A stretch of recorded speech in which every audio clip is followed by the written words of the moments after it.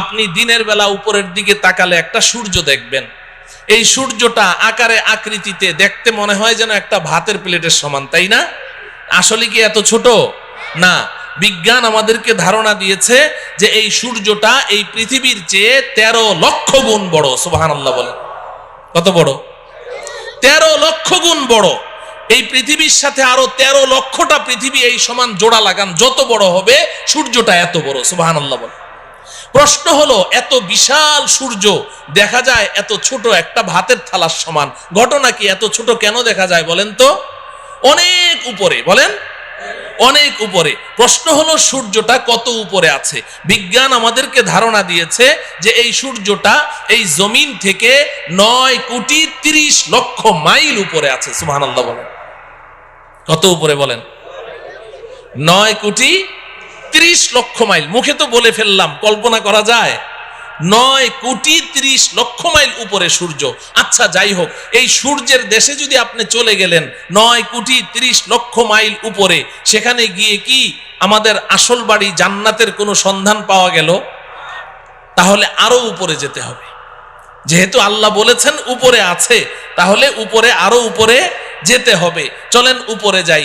সন্ধ্যাবেলা আপনি উপরের দিকে তাকান, দেখবেন যে মিটমিট করে জ্বলছে জোনাকি পোকার মতো। এগুলো কি? তারা। আচ্ছা ভাই বলেন তো দেখি, এই তারাগুলো আকারে আকৃতিতে এই জোনাকি পোকার সাইজ নাকি আরেকটু বড়? তারাগুলো কত বড়? তারাগুলো কত বড়?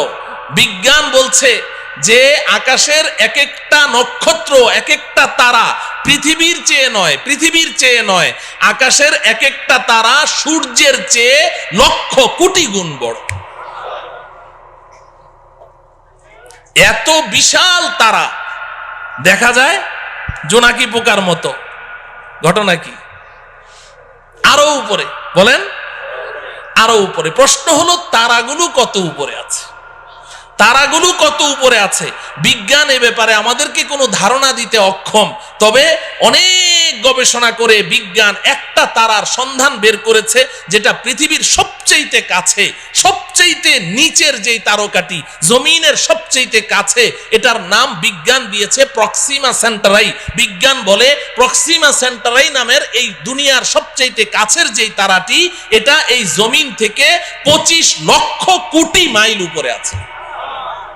কত উপরে? 25 লক্ষ না, 25 লক্ষ কোটি মাইল উপরে। 25 কোটিও না, 25 লক্ষও না, কত? 25 লক্ষ কোটি মাইল উপরে হচ্ছে সবচেয়ে কাছের তারা। তাহলে উপরের তারাগুলো কোথায় আছে? বিজ্ঞান বলে এই ব্যাপারে আমরা কোনো ধারণা দিতে পারবো না। তাফসিরে রুহুল বায়ান নামে একটি কিতাব আছে, তাফসিরের কিতাব। তাফসিরে বলেন রুহুল বায়ান, তাফসিরে রুহুল বায়ান। এই কিতাবের মধ্যে আছে, আল্লাহর কুদরত বুঝার জন্য বলছি, আমাদের বিবেকের মধ্যে এতটুকু ধারণ ক্ষমতা নেই বুঝার মতো, আল্লাহর কুদরত একটু বুঝার জন্য বলছি। এই যে স্টেজে লাইট জ্বলছে, এই যে আলো জ্বলছে, এই আলো দৌড়ায় কি দৌড়ায় না? আলো দৌড়ায় না? আপনি টর্চ অন করেন, টর্চ লাইট, সাথে সাথে আলোটা দেখবেন ওই দেয়ালের গায়ে দেখা যাচ্ছে। দৌড় মারলো কিনা? কত মাইল স্পিডে? আলোর গতি কত বলেন? প্রতি সেকেন্ডে, ঘন্টায় না, প্রতি সেকেন্ডে 1,86,000 মাইল দূরে চলে যায় আলো। আপনি চোখের পলক মেরেছেন না, এই চোখের পলকে আলোটা কত দূর চলে যায়? 1,86,000 মাইল। একটু কল্পনা করেন আল্লাহ পাকের কুদরত কত, শক্তি কত। এই আলোর গতিটা মনে রাখেন। এবার তাফসিরে রুহুল বায়ানের মধ্যে আছে, আল্লাহ রব্বুল আলামিন আকাশে এমন অসংখ্য অগণিত তারা সৃষ্টি করেছেন। যেই দিন আল্লাহ পাক ওই তারাগুলোকে সৃষ্টি করেছেন, কত হাজার বছর আগে সৃষ্টি করেছেন, আল্লাহ ছাড়া কেউ বলতে পারবে না। যেই দিন ওই তারাগুলো সৃষ্টি করেছেন, ওই দিন প্রত্যেকটা তারা তাদের নিজ নিজ আলো পৃথিবীর দিকে ছেড়ে দিয়েছে। ওই আলোগুলো দৌড় শুরু করেছে প্রতি সেকেন্ডে 1,86,000 মাইল স্পিডে দৌড় শুরু করেছে। আজও সেই আলো পৃথিবীর দিকে দৌড়াচ্ছে, আজও দৌড়াচ্ছে, এখনো পর্যন্ত পৃথিবীতে এসে পৌঁছতে পারে নাই। অতএব কল্পনা করে দেখুন যে আকাশের তারাগুলো কোথায় আছে। আল্লাহ। আচ্ছা, সেই আকাশের তারা যেখানে আছে সর্বোচ্চ তারা ওই পর্যন্ত গেলাম, কিন্তু আসল বাড়ির কোনো খোঁজ খবর পাওয়া গেল? হ্যাঁ, তাইলে আরো উপরে যেতে হবে। যেতে রাজি? এই জমিন থেকে সবার উপরে যেই তারাটি আছে এর উপরে আর কোনো তারা নেই, সৌরজগৎ শেষ, এরপরে মহাশূন্য শুরু হয়ে গেছে। এই জমিন থেকে সবার উপরে যেই তারাটি আছে ওই পর্যন্ত আপনি যেই পরিমাণ পথ অতিক্রম করলেন, সবার উপরের তারাটা পার হয়ে আরো ঠিক এই সমপরিমাণ মহাশূন্য পাড়ি দিয়ে আপনি যদি উপরে যেতে পারেন, সেখানে গিয়ে পাবেন প্রথম আসমানের তলা।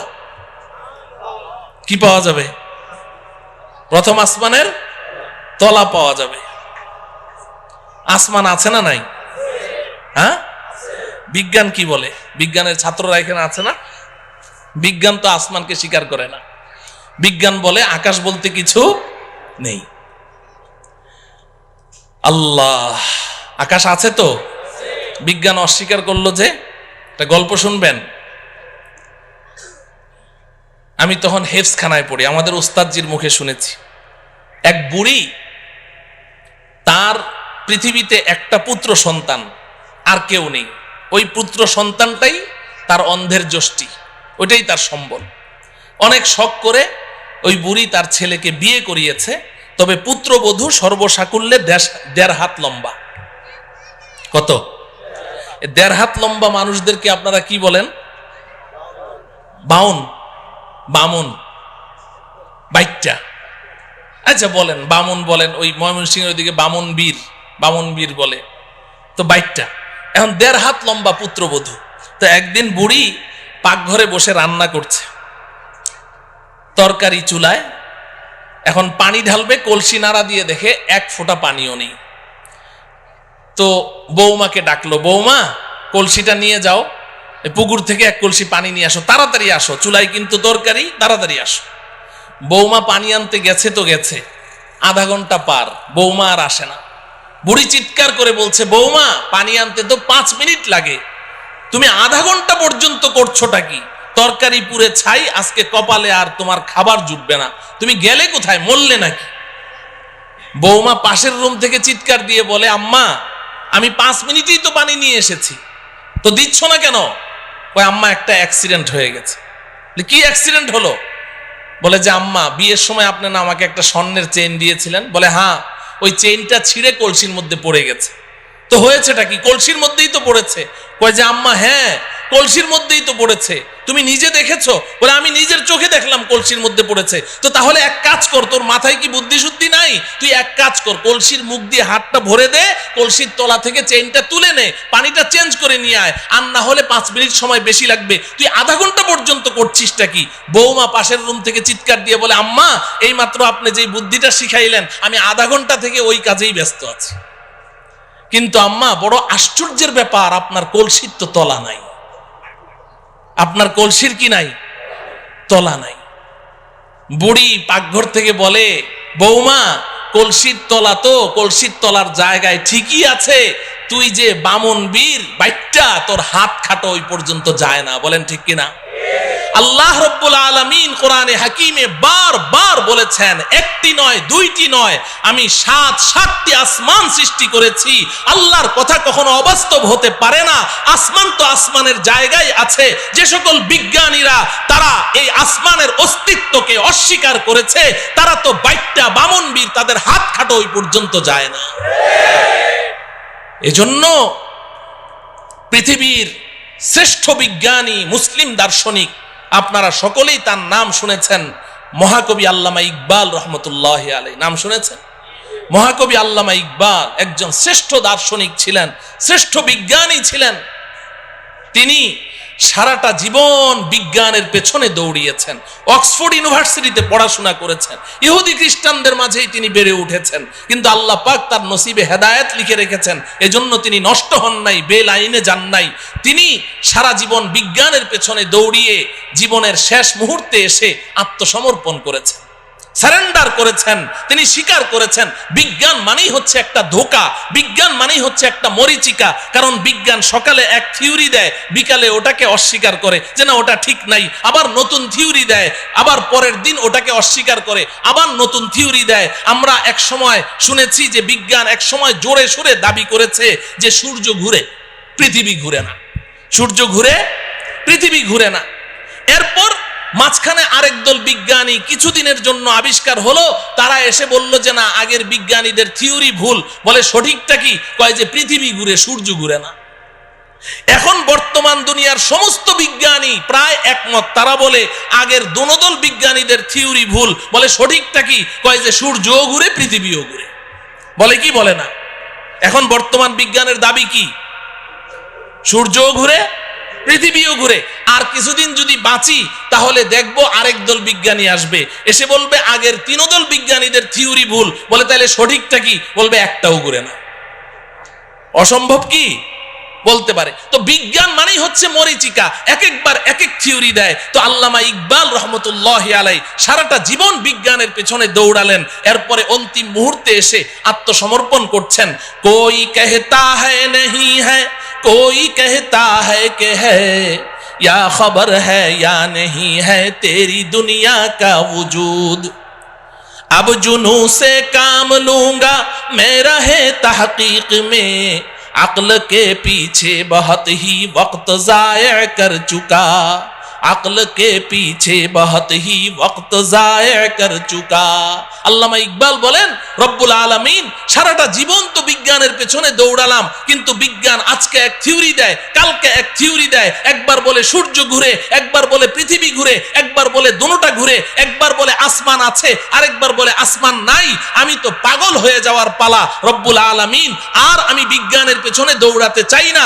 এখন আপনার কাছে জীবনের অন্তিম মুহূর্তে আমার একটাই দরখাস্ত, अब जुनू से काम लूंगा मैं रहे तहकीक में, अक्ल के पीछे बहुत ही वक्त जाया कर चुका। রব্বুল আলামিন এখন আর আমি বিজ্ঞানের মাধ্যমে কোনো জিনিস যাচাই করতে চাই না, এখন আমি আপনার কিতাব কোরআনের মাধ্যমে যাচাই করতে চাই। আপনি যেটা বলবেন ওটাকেই বিশ্বাস করতে চাই, এবং আপনি আমাকে ওই বিজ্ঞানীদের দল থেকে বের করে ওই সমস্ত বান্দাদের অন্তর্ভুক্ত করে দেন যেই বান্দাদেরকে দুনিয়ার মানুষ আপনার পাগল মনে করে, আমাকে ওই পাগলদের অন্তর্ভুক্ত করে দেন। আসমান আছে না নাই? গেলাম প্রথম আসমানের তলা, মনে আছে তো? তো প্রথম আসমানের তলা পর্যন্ত না গেলাম, কিন্তু আসল বাড়ি জান্নাতের কোনো খোঁজ খবর পাওয়া গেল? আরো উপরে যাওয়া লাগবে। এই জমিন থেকে প্রথম আসমানের তলা পর্যন্ত যতটুকু পথ আপনি পাড়ি দিয়েছেন, ভালো করে বুঝেন, এই জমিন থেকে প্রথম আসমানের তলা পর্যন্ত যতটুকু পথ পাড়ি দিয়েছেন, প্রথম আসমানটা মোটাও এই পরিমাণ। সুবহানাল্লাহ বলেন। প্রথম আসমানটা মোটাও এই পরিমাণ। এরপর প্রথম আসমান থেকে দ্বিতীয় আসমানের দূরত্ব এই পরিমাণ, দ্বিতীয় আসমানটাও মোটা এই পরিমাণ। এইভাবে আপনি উপরের দিকে যেতে থাকেন, তৃতীয় আসমান আবার মহাশূন্য, চতুর্থ আসমান আবার মহাশূন্য, পঞ্চম আসমান আবার মহাশূন্য, ষষ্ঠ আসমান আবার মহাশূন্য, সপ্তম আসমান। এই জমিন থেকে সপ্তম আসমানের ছাদ পর্যন্ত যতটুকু পথ আপনি অতিক্রম করেছেন, সপ্তম আসমান পার হয়ে আরো ঠিক এই সমপরিমাণ মহাশূন্য পাড়ি দিয়ে আপনি যদি উপরে যেতে পারেন, সেখানে গিয়ে পাবেন সিদরাতুল মুনতাহা। কি পাওয়া যাবে? সবাই আমার সাথে বলেন সিদরাতুল মুনতাহা। সিদরাতুল মুনতাহা এই নামটা মনে রাখতে হবে, বাড়ির ঠিকানা তো সিদরাতুল মুনতাহা। এবার আল্লাহ রব্বুল আলামিন আমার আপনার আসল বাড়ি, আমার আপনার আব্বা আম্মার বাড়ি, আমাদের পৈতৃক সম্পত্তি, জান্নাতের ঠিকানা বলে দিচ্ছেন। ইনদা সিদরাতিল মুনতাহা ইনদাহা জান্নাতুল মাওয়া।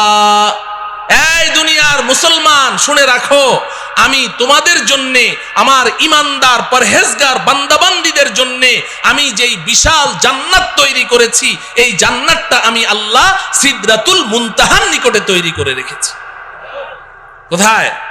সিদরাতুল মুনতাহা। বলেন, সবাই বলেন সিদরাতুল মুনতাহা। বাড়ির ঠিকানা জানা লাগবে না, বাড়ির এলাকার নাম জানতে হবে। আমাদের বাড়ির এলাকার নাম কি? সিদরাতুল মুনতাহা, আল্লাহ রাব্বুল আলামিন বলছেন ওই সিদরাতুল মুনতাহার নিকটে আমি আল্লাহ জান্নাত নামের বাড়ি তৈরি করে রেখেছি। মুহতারাম হাজরিন, আমাদের দেশের কিছু নষ্ট ভ্রষ্ট নাস্তিক দাবিদার কিছু ছেলেরা, এরা এই মাঝে মধ্যে উল্টাপাল্টা কিছু বকাবকি করে কোরআন হাদিস ইসলাম ঈমান সম্পর্কে, আল্লাহ রসুল সম্পর্কে। এই ভ্রষ্ট নষ্ট ছেলেগুলো তারা বলে জান্নাত বলতে কিচ্ছু নাই। জান্নাত আছে না নাই?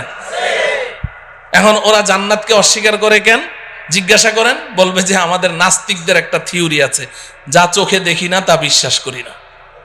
নাস্তিকরা যা চোখে দেখে না তা বিশ্বাস করে না, এটা ওদের দাবি। তো বলে যে আমরা পৃথিবীর উত্তর থেকে দক্ষিণ মেরু, পূর্ব থেকে পশ্চিমে, উপরে যেতে যেতে চাঁদের দেশ মঙ্গল গ্রহ সবই তো ঘুরলাম, কই জান্নাত তো কিছুই দেখলাম না, এই জন্য জান্নাত বলতে কিচ্ছু নেই। নাউজুবিল্লাহ বলেন। আচ্ছা বলেন, জান্নাতটা কোন জায়গায় আছে? সিদরাতুল মুনতাহা। সিদরাতুল মুনতাহা কোথায় আছে বুঝলেন তো? তো এখন এই নাস্তিকগুলো এই ঢাকার শাহবাগ চত্বরে বসে বসে ওখান থেকে বুঝি সিদরাতুল মুনতাহা দেখা যাবে? হ্যাঁ, তো দুনিয়াতেও তারা জান্নাতকে অস্বীকার করেছে, সিদরাতুল মুনতাহা পর্যন্ত পৌঁছতে পারলো না, দুনিয়াতে অস্বীকার করেছে। আখিরাতেও তারা জান্নাতের কোনো ঘ্রাণও পাবে না। আমরা ইনশাআল্লাহ দুনিয়াতে যেহেতু আমরা বিশ্বাস করেছি, আমাদের জান্নাতের বাড়ির সন্ধান লাভ করেছি, আল্লাহর কথা বিশ্বাস করেছি, রাসূলের কথা বিশ্বাস করেছি, আব্বাজান হযরতে আদমের কথা বিশ্বাস করেছি, ইনশাআল্লাহ পরকালে আমরা আমাদের আসল বাড়ি জান্নাতের মালিক হবই হব ইনশাআল্লাহ। আল্লাহ রাব্বুল আলামিন আমাদের সবাইকে আমাদের আসল বাড়ি পর্যন্ত অতি নিরাপদে পৌঁছার তৌফিক দান করুন। তো বাড়ির সন্ধান তো পাইলাম, কোথায় আছে? এখন প্রশ্ন হলো যাব কেমনে? ঠিক কিনা? হ্যাঁ, যাব কেমনে? যাব কেমনে? এতক্ষণ পর্যন্ত ওয়াজ খুব মজা লেগেছে, কারণ এতক্ষণ গল্প করলাম। তো এখন থেকে ওয়াজটা একটু তিতা তিতা লাগবে, শুনবেন তো? হ্যাঁ, আসল ওয়াজ এখন থেকে শুরু। এতক্ষণ কিন্তু ওয়াজ ছিল না, এতক্ষণ গল্প গুজব করলাম, সময় কাটাইলাম। আসল ওয়াজ এখন থেকে। যাব কেমনে, এটার না দরকার, ঠিক কিনা বলেন? আচ্ছা বলেন, নিচ থেকে উপরের দিকে উঠার পদ্ধতি কি? আপনি যদি একটা কুয়ার নিচে পড়ে গেছেন, এখন আপনি উঠতে চান উপরে, হাউমাউ করে চিৎকার করছেন, ভাইরে আমারে উঠাও রে, মল্লাম রে, গেলাম রে। এখন আপনাকে এই কুয়ার নিচ থেকে ওই গর্তের ভিতর থেকে যদি উপরে তুলতে হয়, 4 কাজ করতে হবে। কয় কাজ বলেন? 1 নম্বর, উপর থেকে একটা রশি ছাড়তে হবে, ঠিক না? মুখস্থ করেন। 1 নম্বর কি?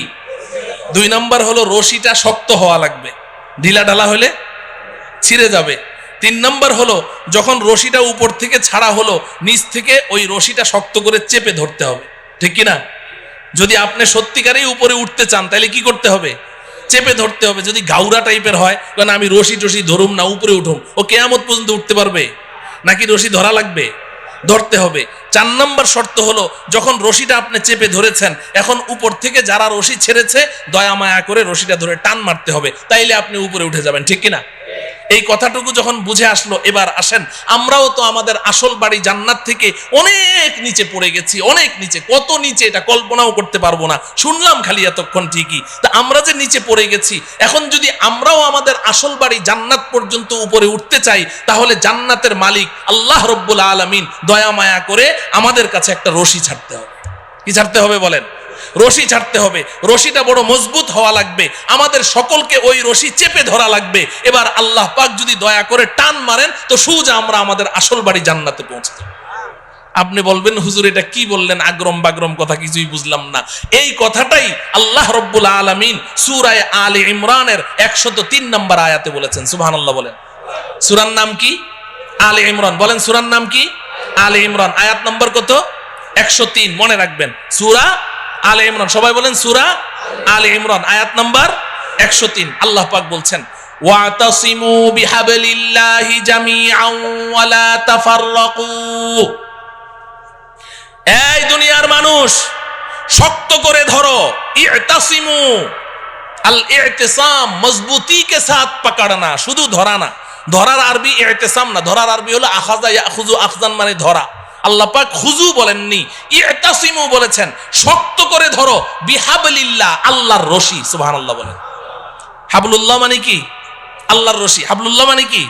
আল্লাহ বলছেন ইতাসিমু বিহাবলিল্লাহ, আল্লাহর রশি ধরো, জামিআন, সবাই মিলে ধরো, একজন দুইজন না, এই রশি ছিঁড়ার কোনো সম্ভাবনাই নাই, সবাই মিলে ধরো। ওয়ালা তাফাররাকু, আল্লাহর রশি ধরতে গিয়ে আপোষের মধ্যে বিচ্ছিন্ন হয়ে যেও না। সুবহানাল্লাহ বলেন। বুঝে থাকলে বলেন। সূরা আলে ইমরানের 103 নম্বর আয়াতে আল্লাহ পাক আমাদের সবাইকে কি ধরতে বলেছেন? কার রশি? কার রশি? সবাই বলেন কার রশি? আল্লাহর রশি ধরতে বলেছেন। তো ধরতে রাজি আছি তো? এখন প্রশ্ন হলো, আল্লাহ তো রশি ধরতে বলেছেন, রশিটা ছাড়লো কে?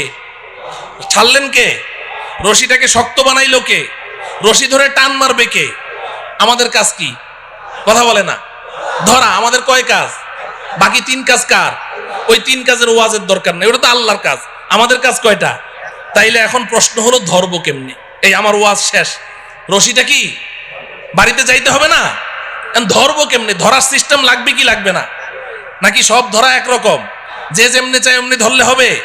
না, এমনি ধরলে হবে না। আমি এক বক্তার ওয়াজ শুনেছিলাম ছোটবেলায়, গান শিখায়, গানের ওস্তাদ, বুড়া চিকনা চাকনা, আর ছেলে হইলো একেবারে নওজোয়ান তাগড়া। ও বলে ব্যান্ড সঙ্গীত শিল্পী হবে। ব্যান্ড সঙ্গীত কি জিনিস এটা যুবকদেরকে তো বুঝাইতে হবে না, বুড়ারা তো বুঝবেই না, ভ্যাঁ ভ্যাঁ করে চিল্লায় যে ব্যান্ড সঙ্গীত। এখন ওই ব্যান্ড সঙ্গীত শিল্পী হবে। এখন ওই বুড়া ওরে যতই গান শিখায়, ওই জোয়ানের গলা হইলো একটা বুড়া বকরির গলা, ফাটা বাস, ওটা দিয়ে কোনো গান বের হয় না। তো একদিন ওই উস্তাদের মন টন খারাপ, ছাত্র কয়, উস্তাদ মন খারাপকে? কয় যে তুই আমার সুরটা একটু ধরতে পারলি না, এই জন্য আমার মন খারাপ। কি করতে পারলি না? সুরটা একটু ধরতে পারলি না। এখন ছাত্রটা ছিল আমার মতো একটু বোকা শোকা, ও চিন্তা করে যে স্যারের সুরটা ধরতে হবে, তো এইটা স্যার আগে বললো না আজকে বলছে, তো অনেক চিন্তা ভাবনা করলো যে সুর কেমনে ধরা যায়। পরে ওর মাথায় বুদ্ধি আসলো, আরে সুর তো স্যারের গলা দিয়ে বাইর হয়। ও উঠে স্যারের গলা একদম সজোরে চিপে ধরেছে, এমন জোরে চেপে ধরলো, ধরে বলে যে স্যার আজকে 6টা মাস আপনি এত কষ্ট করলেন, আপনি প্রথম দিন বলতেন আমি প্রথম দিনই ধরে ফেলতাম। এখন আজকে আমি ধরেছি, আমি আর আজকে সুর ছাড়ছি না, আপনার যতক্ষণ মন ভালো না হবে আমি সুর ছাড়বো না। স্যারের জিহ্বা এতখানি বের হয়ে গেছে। এখন স্যার তো কথাবার্তা বলতে পারে না। এখন স্যার যত ও আ করে বুঝাইতে চেষ্টা করে যে বেটা সুর ধরার সিস্টেম তো এটা না, তুই সিস্টেম লস করেছিস, কিন্তু কথা তো বলতে পারে না, ও আ করে। তো ওই ছেলে মনে করেছে জুইত মতো ধরা হয় নাই, ও আরো শক্তি দিয়ে চেপে ধরেছে, তো 10 মিনিটের মধ্যে স্পট ডেড, ওখানেই শেষ। এটা বুঝি সুর ধরার সিস্টেম? কথা বলে না। তাহলে ধরায় ধরায় বেশ কম আছে, ধরায় ধরায় বেশ কম আছে। তো এখন আল্লাহ রব্বুল আলামিন তো বললেন যে আমার রশিটা চেপে ধর। 1 নম্বর হইল রশি চিনতে হবে, নাকি রশি চিনা লাগবে না? 2 নম্বর হলো রশি ধরার সিস্টেম জানতে হবে। কয়টা কথা? 2টা কথা। 1 নম্বর হলো রশি চিনতে হবে। বলেন 1 নম্বর কি? 2 নম্বর কি? রশি ধরার সিস্টেম, নাকি চিনা লাগবে না? রশি চিনা লাগবে। আমাদের দেশের কিছু ভাই তো রশি চিনতে ভুল করে ফেলেছে। এই বেচারারা সূরা আলে ইমরানের 103 নম্বর আয়াত পড়ে এখন পেরেশান, আল্লাহর রশি কোথায় পাওয়া যায়। কারণ রশি না ধরলে তো আর বাড়িতে যাওয়া লাগবে না, রশি তো ধরাই লাগবে। এখন খুঁজতে খুঁজতে অস্থির, কোথায় রশি পাওয়া যায়, কোথায় তো রশি নাই। পরে চিন্তা করলো যে কোরআন নাজেল হয়েছে মক্কায়, আচ্ছা ওখানে যাই। হজ করতে গেছে, মক্কা মদিনা পুরা ঘুরে আসলো, কেউ রশি চিনে না। দেশে আসার পরে মন টন খারাপ, রশি ধরতে পারলাম না, তাইলে তো আর জান্নাতের বাড়িতে যাওয়া হবে না। পরে দেখে সর্বনাশ, এই পাশের জেলায় ফরিদপুর গেলেই তো রশি পাওয়া যায়। কোথায়? কথা বলে না। আছে না নাই? কয়টা? কয়টা? কয় যে পাইছি, একে জন্মের মতো গিয়ে চেপে ধরে। ও আমার প্রিয় ভাইয়েরা, আপনাদের বিবেকের কাছে জানতে চাই, আল্লাহ তাআলা এমন রশির কথা বললেন যেই রশি পৃথিবীর কোথাও নাই, মক্কায়ও নাই, মদিনায়ও নাই, ফরিদপুর জেলায় গেলে পাই। এই রশি কি সেই রশি? এই রশি কি সেই রশি? তাইলে কি আমরা সবাই একমত হতে পারি যে আমাদের যে সমস্ত ভাইয়েরা ওই ফরিদপুরের 8 রশিতে গিয়ে হাত দিয়েছে তারা রশি চিনতে ভুল করেছে? যদি এই এলাকায় কেউ থাকেন আজকে তওবা করবেন, আজকে তওবা করবেন। করবো তো ইনশাআল্লাহ। ওই রশি না রে ভাই, আল্লাহর রশি কি এটা আগে চিনতে হবে। তাফসিরের কিতাব খুলেন, আমার কথা শোনার দরকার নেই, আমি তো সূরার নাম আয়াত নাম্বার বলে দিয়েছি। আপনি যে কোনো একটা গ্রহণযোগ্য তাফসিরের কিতাব খোলেন, সব মুফাসসিরিনে কেরাম এক কথা বলেছেন, এখানে কেউ 2 কথা বলেন নাই। তারা পরিষ্কার বলে দিয়েছেন হাবলুল্লাহি আল কুরআন, আল্লাহর রশির নাম হলো আল কুরআন। সুবহানাল্লাহ। আল্লাহর রশির নাম কি? আল্লাহর রশির নাম কি? তাইলে রশিটা কি আল্লাহ ছেড়েছেন না এখনো ছাড়েন নাই? হ্যাঁ ছেড়েছেন। এখন কি করা লাগবে আমাদের? ধরা লাগবে। তাইলে এখন শেষ ওয়াজ হইল ধরবো কেমনে, ঠিক কিনা? শেষ ওয়াজ কি ধরবো কেমনে? আচ্ছা দেখেন, এই যে আমার সামনে রশি আছে, এই যে রশি ধরলাম, এই যে দেখেন রশি ধরলাম, তো আঙ্গুল লাগে কয়টা? হ্যাঁ, কেউ যদি বলে যে আমি 5 আঙ্গুল দিয়ে ধরুম না, 4 আঙ্গুল দিয়ে ধরুম, তো ঝুলে থাকতে পারবে? টান মারলে ঝুলতে পারবে? 2 আঙ্গুল দিয়ে ধরলে? 5 আঙ্গুল দিয়ে যদি ধরি, এবার মাইকম্যানকে বলেন রশি টান দিবে, রশি ছিড়বে, আমার হাত ছুটবে না, ঠিক কিনা? তাইলে শক্ত করে ধরতে হইলে আঙ্গুল লাগে কয়টা? আল্লাহর রশি ধরতেও আঙ্গুল লাগবে 5টা। সুবহানাল্লাহ বলেন। এখন আমি এই 5টা আঙ্গুলের নাম বলবো, সবাই মুখস্থ করবেন। বাকি 5 আঙ্গুলের ওয়াজ আর করা আজকে হবে না, পাশেই তো থাকি, আরেকবার আসমুনি যদি আল্লাহ তৌফিক দেয়। 5 আঙ্গুলের ওয়াজ, এক একটা আঙ্গুলের ওয়াজ 1 ঘন্টা করে কমপক্ষে লাগবে, তাইলে না 5 আঙ্গুলের ওয়াজ করা যাবে, ঠিক কিনা? তো এখন 5টা আঙ্গুলের নাম আগে মুখস্থ করেন, আমি সংক্ষিপ্ত একটা এক্সরে রিপোর্ট দিয়ে যাই যে আঙ্গুলগুলো সুস্থ আছে কিনা, ধরা আছে কিনা। হ্যাঁ, মাঝে মধ্যে এক্সরে রিপোর্টটা বাইর করে দেখবেন, দেখবেন তো ইনশাআল্লাহ। আল্লাহর রশি ধরার 1 নম্বর আঙ্গুলের নাম হলো ঈমান। বলেন, সবাই বলেন। 1 নম্বর আঙ্গুলের নাম কি? ঈমান। 2 নম্বর আঙ্গুলের নাম ইবাদত। সবাই বলেন ইবাদত, ইবাদত। 3 নম্বর আঙ্গুলের নাম মুআমালা। আমি পরে অর্থ বলে দিব, এখন না বুঝেই মুখস্থ করেন। মুআমালা, মুআমালা, মুআমালা। 4 নম্বর মুআশারা, মুআশারা, মুআশারা। 5 নম্বর আখলাক, আখলাক, আখলাক। কয়টা হলো? 5টা। আবার বলি, 1 নম্বর কি? সবাই বলেন ঈমান। 2 নম্বর ইবাদত, বলেন। 3 নম্বর মুআমালা, মুআমালা বলবেন না, মুআমালা, মুআমালা। 4 নম্বর মুআশারা, মুআশারা। 5 নম্বর আখলাক। কয়টা হলো? এই 5টা আঙ্গুল লাগবে, এই 5টা আঙ্গুল লাগবে। আপনারা সবাই শিক্ষিত মানুষ, সমজদার মানুষ, আপনারা বুঝে ফেলেছেন যে এই আঙ্গুল সেই আঙ্গুল না, ঠিক কিনা? রক্ত মাংসের আঙ্গুল না। তার মানে কি?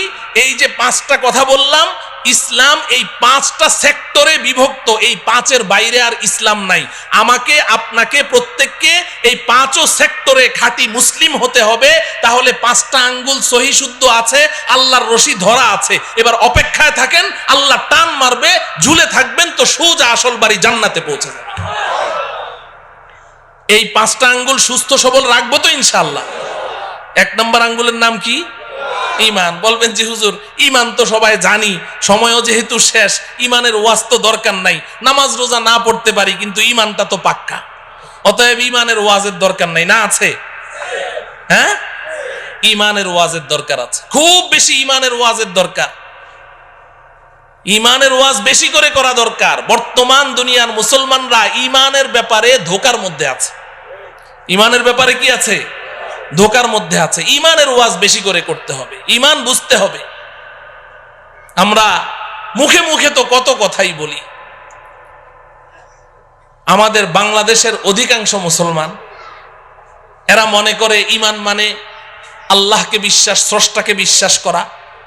এরা মনে করে ঈমান মানে নবীজি সাল্লাল্লাহু আলাইহি সাল্লামকে বিশ্বাস করা। তা আমি তো আল্লাহকেও বিশ্বাস করি, নবীকেও বিশ্বাস করি, পরকালকেও বিশ্বাস করি, দ্যাটস এনাফ, আমি একজন খাঁটি ঈমানদার। যার কারণে নামাজ নাই, রোজা নাই, হজ নাই, যাকাত নাই, কোরআন কিতাব, আল্লাহ রসুল কিচ্ছু নাই, কিন্তু খাঁটি ঈমানদার, ঠিক কিনা? সমাজে এই জাতীয় মুসলমান আছে না নাই? কম না বেশি? 95%। তো যে কথা বলছিলাম, তাইলে 1 নম্বর আঙ্গুলের নাম কি? সব ক্ষমতা কার হাতে? সব ক্ষমতা কার হাতে? নাকি জনগণের হাতে? সব ক্ষমতার উৎস কে? জনগণ না আল্লাহ? আল্লাহ। সব ক্ষমতা কার হাতে? সন্তান দেওয়ার মালিক কে? তাইলে সন্তান না হইলে শাহ আলী মাজারে যাবেন? হ্যাঁ, যায় না মুসলমানরা? যায়। শাহ আলী বাবা কি সন্তান দিতে পারে? আপনি সন্তানও হারা, আর শাহ আলী বাবার কাছে গিয়ে যখন বলবেন যে একটা সন্তান চাই, তখন হইবেন ঈমান হারা। সন্তানও পাইলেন না, ঈমানও পাইলেন না, কট্টর একটা কাফের হয়ে বের হইলেন, আমও গেল, ছালাও গেল। কথা বুঝে আসছে? তাইলে পীরের কাছে চাওয়া যাবে? জিন্দা পীরের কাছে চাওয়া যাবে? মুর্দা পীরের কাছে চাওয়া যাবে না। সব চাইতে হবে কার কাছে? আল্লাহ পাকের কাছে। আল্লাহ আমাদের ঈমানকে মজবুত রাখার তৌফিক দান করেন। 2 নাম্বার কি? 2 নম্বর আঙ্গুল কি? ইবাদত। ইবাদত নামাজ কি? কথা বলে না। রোজা কি? যাকাত কি? হজ কি? ইবাদত। কোরআন তেলাওয়াত, জিকির আজকার, দান খয়রাত সব মিলে আঙ্গুল কয়টা? এই এটা বুঝেন, ভালো করে বুঝেন, খুব বুঝেন। নামাজ, রোজা, হজ, যাকাত, কোরআন তেলাওয়াত, জিকির আজকার, দান খয়রাত সব মিলে আঙ্গুল কয়টা? একটা। আমাদের সমাজে যেই মুসলমানটা 5 ওয়াক্ত নামাজ পড়ে, রোজা রাখে, যাকাত দেয়, হজ করে, তাসবিহ জপে, কোরআন তেলাওয়াত করে, জিকির করে, দান খয়রাত করে, আমরা বলি সমাজের সর্বশ্রেষ্ঠ মুসলমান, ঠিক কিনা? হ্যাঁ, কিন্তু আঙ্গুল কয়টা? এই 1 নম্বর ইমানের আঙ্গুল আর 2 নম্বর ইবাদতের আঙ্গুল নিয়ে যেই মুসলমান আছে তাকেই আমরা সার্টিফিকেট দিয়ে দিচ্ছি সে একেবারে শ্রেষ্ঠ মুসলমান, বাকি 3 আঙ্গুলের খবর নেই। এই কারণে আজকে সমাজের অনেক মুসলমান এমন আছে নামাজ পড়তে পড়তে মাথার মধ্যে ঘা ফেলে দিয়েছে, বাজারে গিয়ে ভেজাল মাল বিক্রি করছে, যুগ যুগ ধরে সুদ খাচ্ছে, যুগ যুগ ধরে সুদের সাথে জড়িত, যুগ যুগ ধরে ঘুষের সাথে জড়িত, হারাম মাল বিক্রি করছে, কিন্তু আবার নামাজও পড়ছে। কারণ সে মনে করে যে আমি তো পাক্কা মুসলমান, এগুলোর মধ্যে আবার ইসলাম আসলো কোত্থেকে? মুআমালা ঠিক নাই, আছে না নাই? হ্যাঁ মুহতারাম হাজিরিন, তাইলে ইবাদতের মধ্যে সর্বশ্রেষ্ঠ ইবাদতের নাম কি? কথা বলে না। নামাজ না পড়লে ঈমান থাকে? বলে যে হুজুর নামাজ না পড়লে কি হবে, আমার ঈমান ঠিক আছে। আগে তো হাসতে হাসতে বলতো, এখন সিরিয়াসলি বলে যে হুজুর নামাজ না পড়লে কি হবে, আমার ঈমান ঠিক আছে। নামাজ না পড়লে ঈমান ঠিক থাকে না তো ভাই। নবীজি বলেছেন, আমার কথা না, বাইনাল আবদি ওয়াল কুফরি তারকুস সালাহ, কে ঈমানদার কে বেঈমান এটা কি কপালে লেখা আছে? চিনবো কেমনে? নবীজি বলেন, আমি বলে দিচ্ছি কেমনে চিনবা, দেখো লোকটা নামাজ পড়ে কিনা। যদি নামাজ পড়ে বলো ঈমানদার, নামাজ না পড়লে চুপ, কিছুই বলার দরকার নেই। কিন্তু ঈমানের সাক্ষী দেওয়ার জন্য কি লাগবে? নামাজ লাগবে। নামাজ পড়বো তো ইনশাআল্লাহ, নাকি নামাজ ছাড়া ঈমানদার? আল্লাহ পাক বুঝার তৌফিক দান করেন। 3 নম্বর আঙ্গুলের নাম কি? মুআমালা। মুআমালা 3 নম্বর আঙ্গুল কি? মুআমালা মানে লেনদেন। মুআমালা মানে কি? ও আমার প্রিয় ভাইয়েরা খুব বুঝেন, এখানে আমাদের সমস্যা আছে। নামাজ রোজা যাই করি কিন্তু লেনদেন ঠিক নাই। মুসলমানদের লেনদেন কি নাই? ঠিক নাই। বেচা কেনা, ঋণ দেওয়া, ঋণ পরিশোধ করা, বিবাহ শাদী, সামাজিক আচার আচরণ, অনেক কিছুর মধ্যে আমাদের লেনদেন কি নাই? ঠিক নাই। ইবাদত আল্লাহর হক। ইবাদত কার হক? লেনদেন কার হক? বান্দার হক। বলেন কার হক? বান্দার হক। আমি ইবাদতের মধ্যে কোনো ত্রুটি করেছি, আল্লাহর কাছে ক্ষমা চাই। আল্লাহ, আপনার সাথে আমার মুআমালা ঠিক নাই, নামাজে আমার ত্রুটি হয়েছে, রোজায় ত্রুটি হয়েছে। আল্লাহ বড় মেহেরবান, কান্নাকাটি করেন, ক্ষমা চান, আল্লাহ মাফ করে দিবেন। কিন্তু আপনি মুআমালা ঠিক করেন নাই। আপনি কোনো বান্দার হক আপনি অন্যায়ভাবে আপনি নষ্ট করেছেন। 10টা টাকা তার ইচ্ছার বাইরে জবরদস্তি তার কাছ থেকে আপনি নিয়েছেন। আপনি সারা জীবন সেজদায় পড়ে থাকেন, সারা জীবন সেজদায় পড়ে থাকেন, আল্লাহর কাছে কান্নাকাটি করেন, আল্লাহ আপনাকে মাফ করবে না। কেন মাফ করবে? আপনি অন্যায় কি আল্লাহর সাথে করেছেন না বান্দার সাথে? তাহলে আপনি যার সাথে অন্যায় করেছেন তার কাছে না মাপ চাইবেন? কথা বুঝে আসে? খবরদার, খবরদার, মুআমালা ঠিক করতে হবে, লেনদেন ঠিক করতে হবে। হাসরের ময়দানে অনেক নামাজ, রোজা, হজ, যাকাত, কোরআন তেলাওয়াত, তাসবিহ, তাহলিল, জিকির, আজকার, নফল রোজা, নফল দান খয়রাত, অনেক একদম ইবাদতের আমলের পাহাড় নিয়ে উঠবে, পাহাড় নিয়ে। অন্যরা এভাবে তাকিয়ে থাকবে, বাপরে বাপ, এত আমল করেছে, এত নেকি, এত সওয়াব, সবাই এভাবে তাকিয়ে থাকবে। এমন ব্যক্তি উঠবে, কিন্তু হাসরের ময়দানে পাওনাদারদের ঋণ পরিশোধ করতে করতে ওর নেকি সব খালি হয়ে যাবে, তাকে আল্লাহ পাক জাহান্নামে নিক্ষেপ করবে। পরিষ্কার হাদিস, পরিষ্কার হাদিস। পাওনাদাররা ওই সময় দাঁড়িয়ে যাবে, দুনিয়াতে খুব বাবুগিরি করেছেন, খুব বেটাগিরি করেছেন, মাস্তান, সন্ত্রাস, খুব পাওয়ার, মানুষের জমি জমা কুক্ষিগত করেছেন, ভূমিদস্যু, ভূমিখোর, সন্ত্রাসী করে করে মানুষের টাকা পয়সা মেরে খেয়েছেন, অনেক শক্তি, অনেক ক্ষমতা।